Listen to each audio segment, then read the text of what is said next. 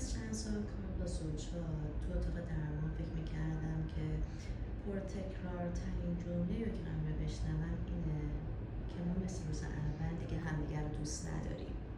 ولی اشتباه میکردم. پرتکرارترین جمله‌ای که میشنوم اینه که اون دیگه منو نمیفهمه.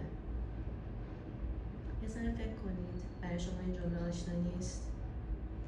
برخلاف چیزی که همه فکر میکنن، زوجها به خاطر خیانت، بیپولی یا اختلاف سلیقه وارد بحران نمیشن.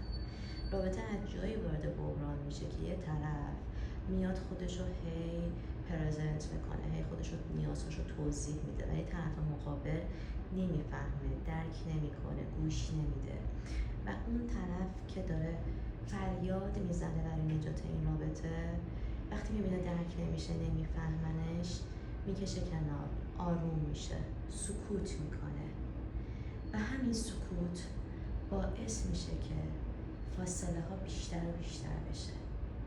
دیگه دعوا نمیکنن. به ظاهر همه میگن وای چه رابطه ای، بحث و دعوا توش نیست، ولی این دو نفر اصلا فاصله گرفتن.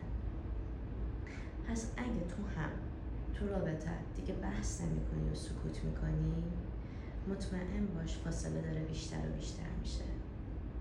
پس برای اینکه این فاصله رو بشکنی، بیا دربارش صحبت بکن. توی این پیج با من یاد میگیری که چه چیزهایی به رابطه ضرر میرسونه. پس اگر رابطت برات مهمه، بیا با هم یاد بگیریم و فکر بکنیم.